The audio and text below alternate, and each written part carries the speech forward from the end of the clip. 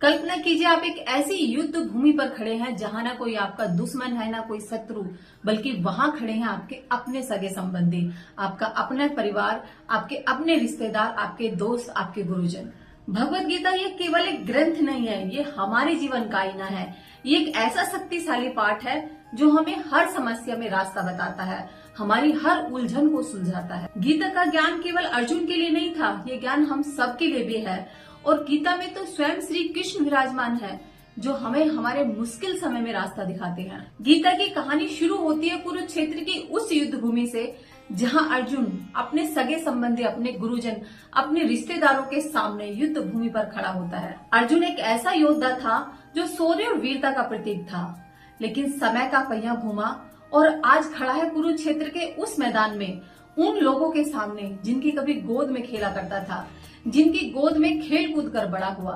वो गुरु जिनसे कभी शिक्षा ली थी, आज उन्हीं के सामने युद्ध के लिए खड़ा है। आज उन्हीं अपनों को देखकर उसकी आत्मा हिल जाती है, डर जाता है, कांप जाता है। डर के मारे उसके हाथों से धनुष छूट जाता है। तब अर्जुन घबराता हुआ भगवान श्री कृष्ण से कहता है कि मैं ये युद्ध नहीं लड़ सकता। देखो मेरे हाथ कांप रहे हैं, मेरा मन घबरा रहा है, मुझे नहीं पता कि क्या सही है और क्या गलत है। यहाँ से होता है भगवत गीता का अद्भुत संवाद, जब भगवान श्री कृष्ण ने अर्जुन को भगवत गीता का ज्ञान देकर उनको मोह से दूर कर सही और गलत, धर्म अधर्म, आत्मा परमात्मा, निष्काम भक्ति, ज्ञान, योग और ध्यान का पाठ पढ़ाकर धर्म का रास्ता दिखाया और उनका मार्गदर्शन किया। भगवत गीता जिसमें 18 अध्याय और 700 श्लोक है, इसमें हमारे जीवन की हर समस्या का समाधान है।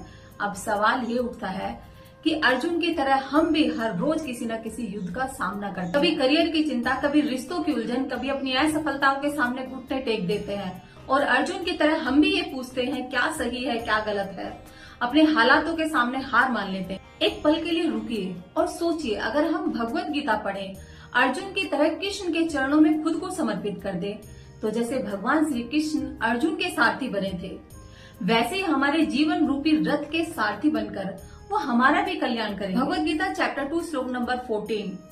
माता स्पर्श तू कौन्तेसी तुश्रम सुख दुख दह आगम आप्यान अनित्य तान तितिक्षा भारत। ये भगवत गीता के एक ऐसा श्लोक है जो हमें जीवन की बुरी से बुरी परिस्थिति में भी हारने नहीं देता। मैं अपना खुद का एग्जाम्पल आपको बता, अभी पिछले ही दिनों मेरे साथ एक इतना बड़ा इंसिडेंट हुआ। मेरा 9 साल का बेटा 15 दिन हॉस्पिटलाइज रहा, जिसमें 3 दिन वो आईसीयू में रहा। उसको चेस्ट में इन्फेक्शन हो गया, लंग्स में इन्फेक्शन हो गया, उसका ऑक्सीजन लेवल 80-85 इस तरीके से रहता था। हार्ट बीट बढ़ गया। घर छुट्टी आने के बाद भी 1.5 महीने तक वो ऑक्सीजन पर रहा। अब इतनी बुरी सिचुएशन में मुझे एक बात हमेशा याद रहती थी जो मैंने भगवत गीता से सीखी, वो थी नथिंग इज परमानेंट। जैसे सर्दी गर्मी बरसात का मौसम बदलता है, दिन रात बदलते हैं, वैसे ही हमारे जीवन में भी कभी कभी परिस्थितियां बदलती। जब भी आप जीवन के संघर्ष में खो जाए, आपको लगे कि आप हारने वाले हैं, तो अपने भीतर बैठे हुए श्री कृष्ण को सुनिए। वो कहते हैं कि तुम उसी शक्ति का अंश हो जो पूरे ब्रह्मांड को चला रहा है। तुम्हारे भीतर ही हर सवाल का जवाब है। तुम बस एक बार कृष्ण को महसूस तो करो, भगवत गीता पढ़कर तो देखो, तुम्हारे हर सवाल का जवाब मिलेगा, हर समस्या का समाधान मिलेगा, हर उलझन की सुलझन मिलेगी, जीवन का लक्ष्य मिलेगा, जीवन का उद्देश्य मिलेगा। जीवन एक युद्ध है, हार मानना पाप है, जो हुआ अच्छा हुआ, ये सोच एक शक्ति देती है, बेबसी नहीं।